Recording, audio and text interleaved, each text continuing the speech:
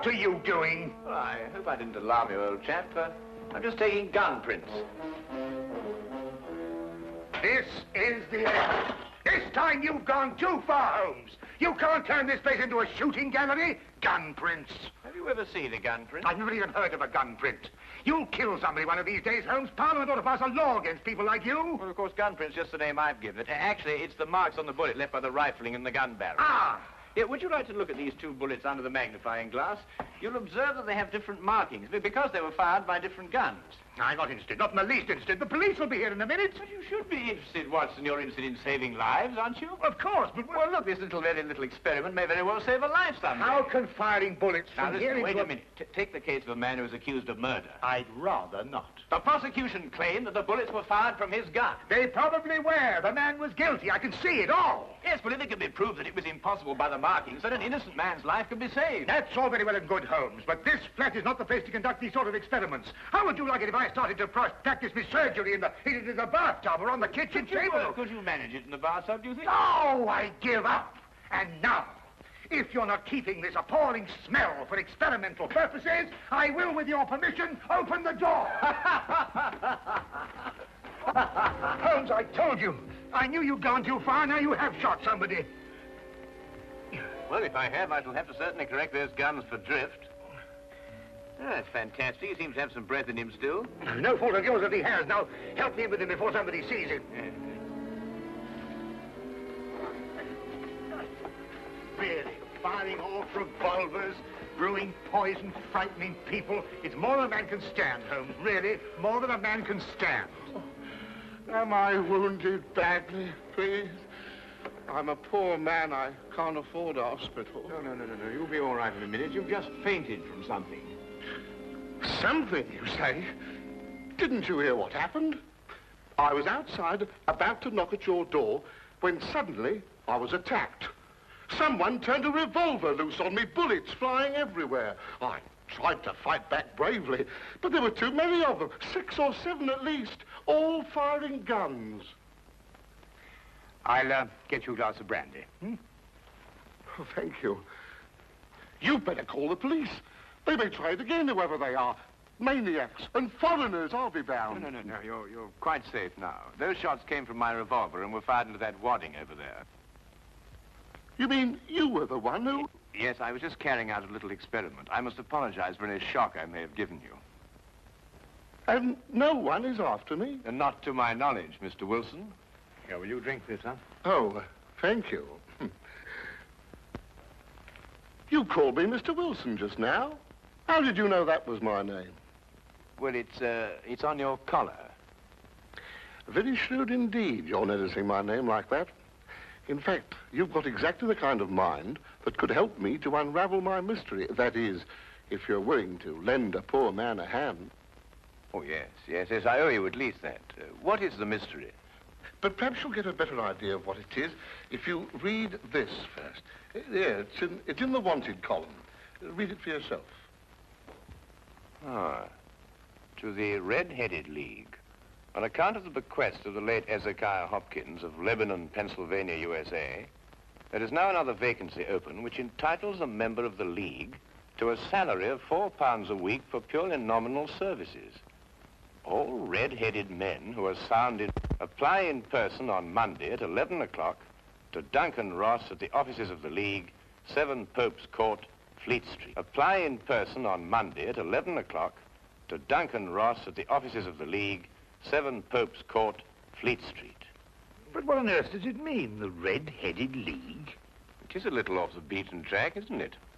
I assure you, I felt the same way as you when I read it. A vacancy? For what, I asked. I'm a dealer in second-hand merchandise, and I believe in giving value for value received. And it certainly struck me as odd that somebody was prepared to give £4 a week for nothing. But young Spaulding took a different view of it. Oh? Who is young Spaulding? Vincent Spaulding. He's my assistant, and I couldn't wish for a nicer young man. I see. Now, suppose you tell me the story as it happened, right from the beginning. From the beginning? Yes, of course. Well, it all started 2 months ago when that paper came out. I was in the shop at the time. I'm there practically the whole of my time. I'm a widower and I've got little else to do. When young Spaulding came back from lunch. Mr. Wilson, if you only knew how I wish that I had red hair like you. Huh? Don't believe it or not. Here is another vacancy for the League of Red-Headed Men. A league of what? Red-Headed Men. Well, surely you've heard of them, haven't you? Oh, I'm afraid I don't get about as much as some of you young people do. Well, I should have thought everyone would have heard of the League of Red-Headed Men. Well, at least everyone who was eligible. Now, a man like you, if he were accepted, could make himself a nice little nest egg without hardly lifting a hand. Vincent, I've told you before, there's one thing you've got to learn in life. Nobody ever gets anything except by the sweat of his brow. Value receives value. What is this Red-Headed League? Take a look at this paper yourself. How I wish my hair would change color, really I do. What a nice little nest egg I'd make for myself. Well, this doesn't make sense to me. No? Will you see the name? Hezekiah Hopkins? Yes. Oh, he was an American millionaire. Very peculiar in his ways. He was red-headed himself and had great sympathy for all red-headed men. So, when he died, he left an enormous fortune in the hands of trustees to make life easier for all red-headed men. Oh, really? Yeah, red-headed men. Uh-huh. Oh, but I couldn't apply even if I wanted to. I've got the shop here to look after. That's the whole point. The work don't amount to anything. Absolutely nothing at all. It need not interfere with a man's other occupation. Well, even so, probably millions of men would apply for it. No, this is limited to Londoners and to grown men. You see, this American started off from London and I suppose wanted to do the old town a good turn. And then again, I hear it's no use applying unless your hair is a real fiery red. Huh. Do you think my hair is red enough? Oh, I've never seen any redder. I could use the money. There's all sorts of repairs I could do, and... Vincent, I'm going to investigate this league. Lock up the shop. You're coming with me. Yes, sir. You're right. It is fiery red, isn't it?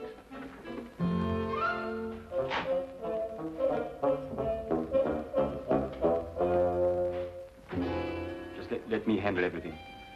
All right. Stand back, everybody. This is Mr. Hopkins' son. Go on, step back, or he'll see that you don't get interviewed at all. Mr. Hopkins, this way. Thank you for applying, Mr. Emerson. Your name will be kept on file, and in the event you are chosen to fill the vacancy, I'll get in touch with you immediately. Thank you, Mr. Ross. I do hope I win. My family and me could do with the money. We shall see what we shall see, Mr. Everson. Thank you so much.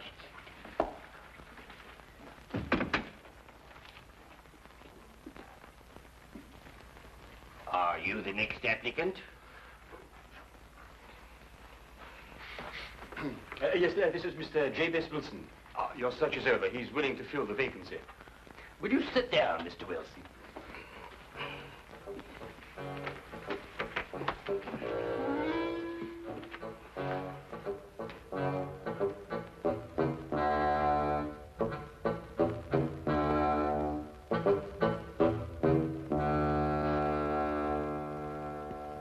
I've never seen anything like it. I told you, Mr. Wilson. It's extraordinary, beyond belief. Congratulations. It would be an injustice to hesitate. Oh, I've got the position. You have. You will, however, excuse me for taking an obvious precaution. There are tears in your eyes.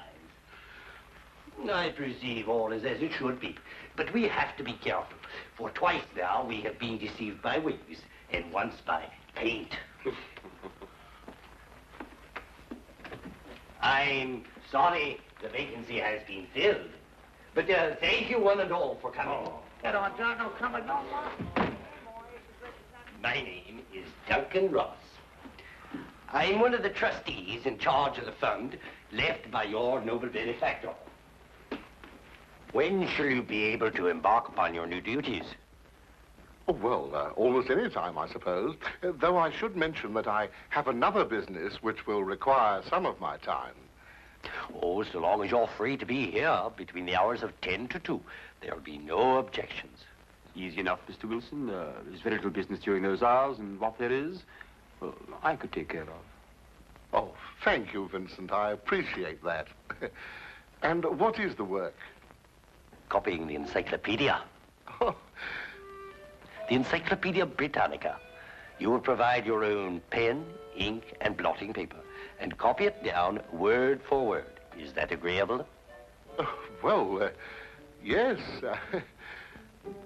Our only demand is that you remain in the office, or at least in building, during working hours. If you leave, you forfeit your position forever. The will is very clear from that point. Well, it's only 4 hours a day. I shouldn't think of leaving. No excuse will avail. Neither sickness, nor business, or anything else. Here you must stay or lose your billet. I quite understand. Then, goodbye, Mr. Wilson. And again, let me congratulate you. Oh, thank you, sir. Thank you.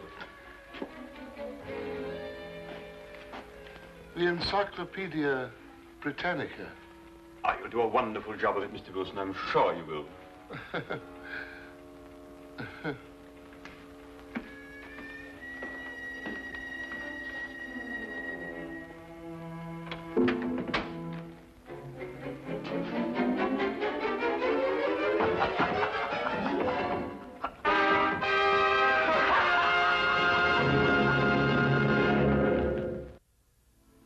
The first word was Archon. At the end of 8 weeks, I'd finished the A's and begun the B's. For this, Mr. Ross rewarded me every Saturday with 4 golden sovereigns. Yesterday morning, however, I got a staggering blow indeed.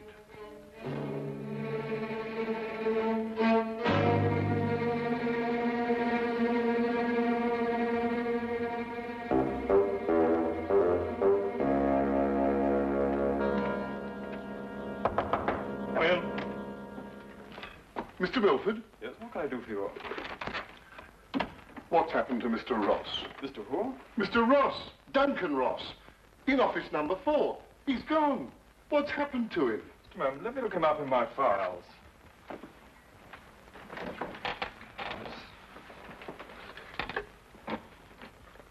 Are you a customer of this, Mr. Ross? I work for him. That is, I did up until this morning. What did you do? I copied the encyclopedia. You copied? The Encyclopedia Britannica.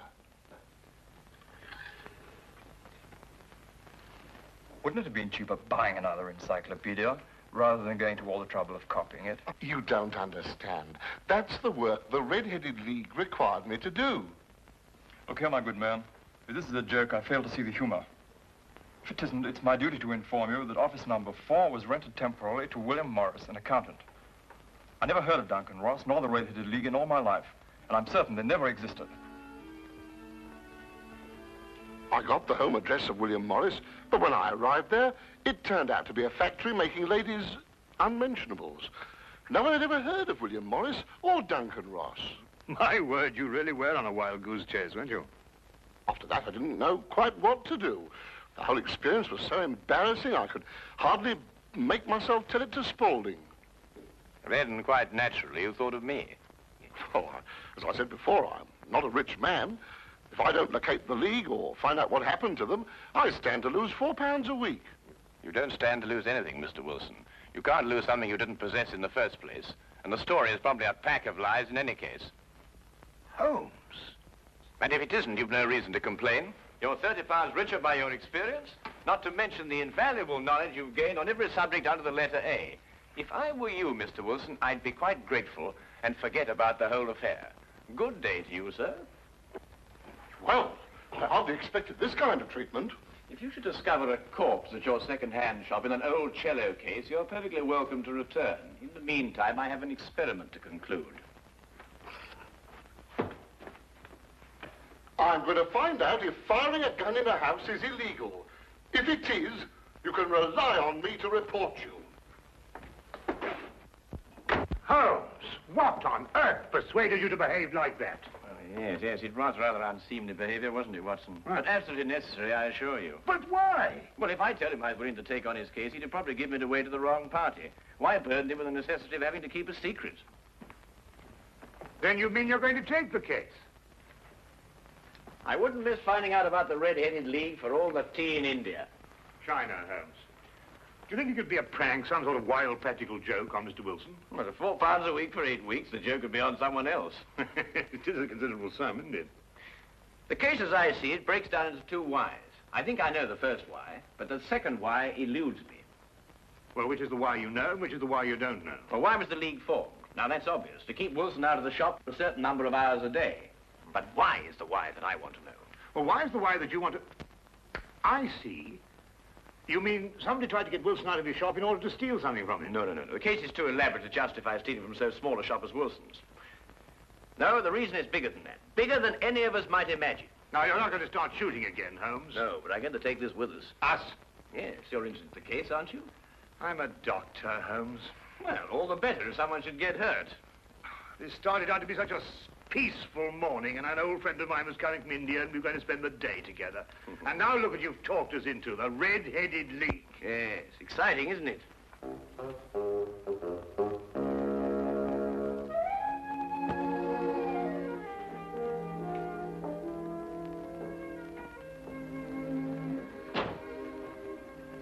Seems to be nobody here. I wonder where he could be. I'll be right with you, gentlemen.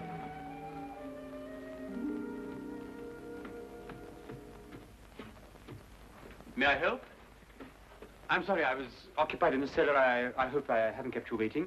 Not at all. My friend here is interested in making a purchase. Mm-hmm. Anything in particular? I think well, you never know what you might... Oh, what's that? That? Yeah. That is a... Oh, yes, this is fascinating. This is the essential part of the structure of a wild boar trap. No, really? Yes. By Jove, a wild boar trap, eh? How very interesting. No, and a very fine specimen as wild boar traps go. Yes, oh, indeed. yes, a very fine... Oh, indeed, reminds me of my day. There we were, all lined out in a row, as far as the eye could see. Yes. Down the hill came the enemy, and the Battle of Royal Burnop was on. Yes, if you excuse me... There we were, outnumbered 112 to 1. That was from the count after the battle, as you understand. Yes, I'll say perfectly. Charge, they shouted, as down the hill they came, the hordes of heathen, at 112 to 1. And from that moment I became a collector, and I've been a collector ever since. You understand that, of course. Oh, yes, but that is a quite perfectly natural reaction. It's 1 o'clock. It's 1 o'clock. What? Yes, 1 o'clock. Our engagement with the Colonel. The Do you Colonel? remember? The one who led you in the charge. Oh, of course, yes. Well, I hope you'll keep that for me, will you? Well, there's been a fearful run on wild boar traps lately, but I'll do my best. Thank you, thank you. Thanks so much. Good afternoon. Well, what did you discover? The knees of Spaulding's trousers show considerable wear. What does that mean? That's a great deal. Let me have your stick for a minute. Yeah. What are you doing? Well, no time to explain now, but a considerable crime is in contemplation. And since today is Saturday, we may have some difficulty in preventing it. What kind of a crime? A bank robbery. What? Shh. Meet me at the side entrance of the Westminster County Bank at 10 o'clock sharp. Yes, is that the bank that's going to be... Yes. At 10 o'clock sharp, remember? Yeah. The basement vaults of the Royal Westminster Bank, as you can see, they are impregnable.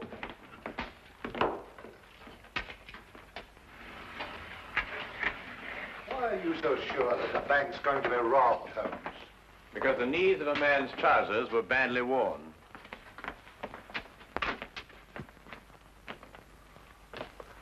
I can't see how they can possibly get in here.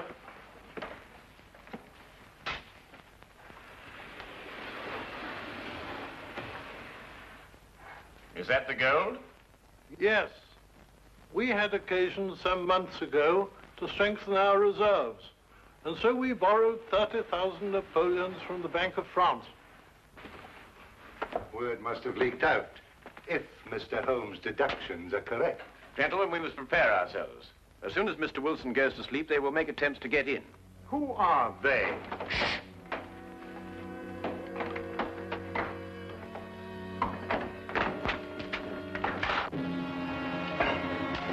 Get back.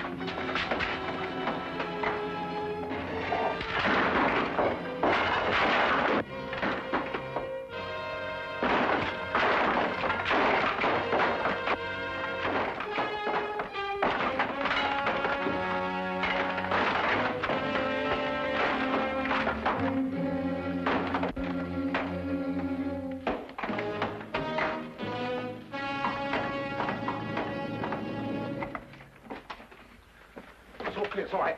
Hey, jump! All right, Spaulding, your bank-robbing days are over. So I see. I fancy my pal got away all right, though. There are 3 policemen waiting for him at the other end. You seem to have done things very, very, very neatly. I must compliment you. But I feel obliged to reciprocate. Your red-headed league was very inventive indeed. Here. You were the one who came into the shop this afternoon. You came with... With me. Ah. I thought there was something very, very queer. You don't look like a collector at all. They helped to collect you, didn't they? I think you'd better come along with me.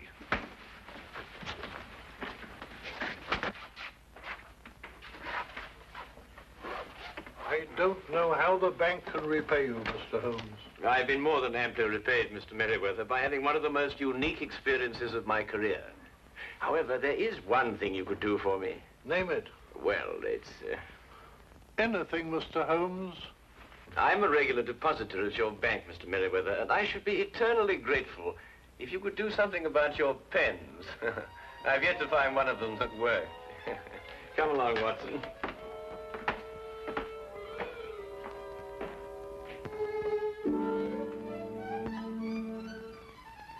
What I shall never understand is how you suddenly knew there would be a bank robbery. Well, if you remember, when we visited the second-hand shop, Spaulding was in the cellar. I didn't pay much attention to it at the time, but later on I noticed that the knees of his trousers were badly worn, as if he'd spent some time kneeling, doing some sort of burrowing work. But burrowing where? Perhaps from the cellar to the next building. The moment the thought occurred to me, I whisked you outside and surprised you by tapping on the pavement with your stick. You certainly did. Oh, I'll just go and see who it is.